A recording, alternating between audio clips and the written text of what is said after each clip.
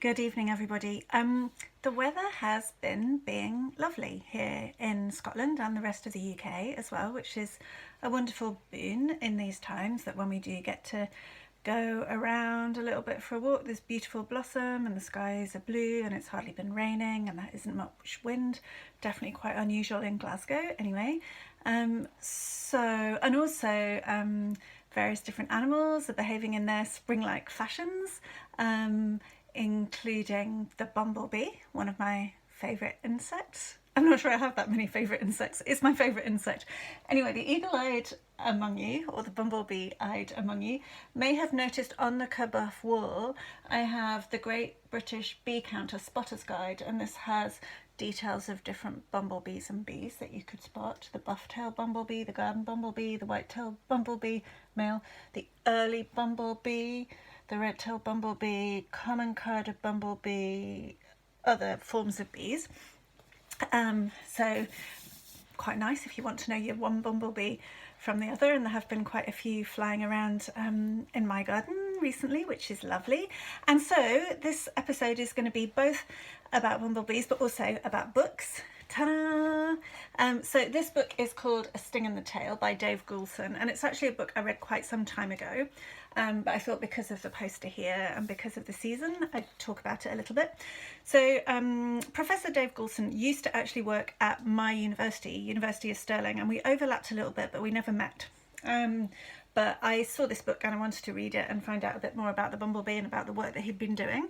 One of the really interesting things about it is that for quite some time, and I think still, the most extraordinary number of incredibly rare bumblebees were discovered on the beautiful campus at the University of Stirling.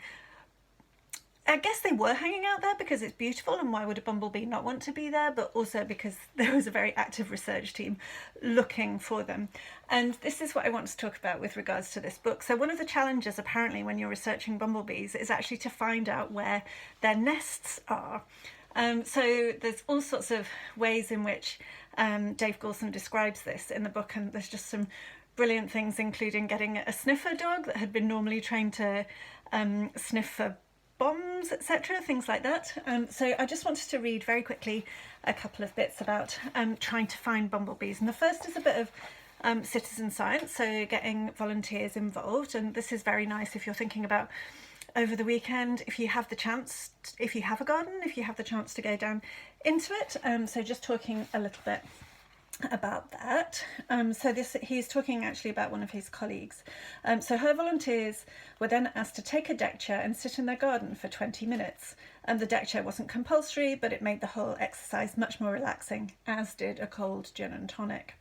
During this time, they were asked to stare at a selected 6x6 metre area of their garden, watching for bumblebee nest traffic. Although I have said that such traffic is rather slow and hard to spot, if you stare at a patch of ground for long enough, then there is a nest entrance. You'll eventually notice bees. If there's a nest entrance, you'll eventually notice bees coming in and out. And any bumblebee flying out of a hole or down to ground where there are no flowers is likely to indicate a nest. The rationale was that 20 minutes will be long enough to spot a nest, though it may seem like an awful long time when nothing is happening. Hence the importance of the chair and the gin and tonic. If a nest was spotted, the volunteer was then asked to identify the species as far as possible, although most volunteers were only able to classify the bees as belonging to one of 5 colour groups, e.g. all brown bees or bees with 2 yellow bands and a white bottom, etc. Go citizen science. And actually, after I'd read this book, it just gives brilliant descriptions of what's happening in bee nests, so often either in trees or underneath the ground. And the year after I'd read this book, we did have a bumblebee nest in the garden, and so I could just imagine everything that was going on after reading this book underground and how the whole bumblebee life was happening, which is just brilliant.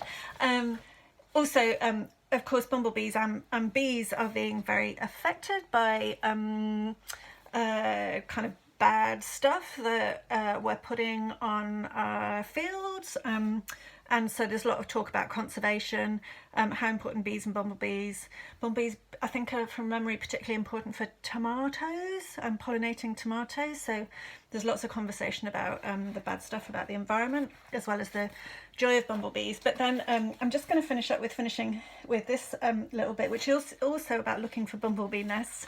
And if you're like me, someone who works in academia in the arts and humanities, and you ever think the scientists have no imagination, you are so wrong. So just listen to this little bit. And this is again about trying to find out where the bumblebees live.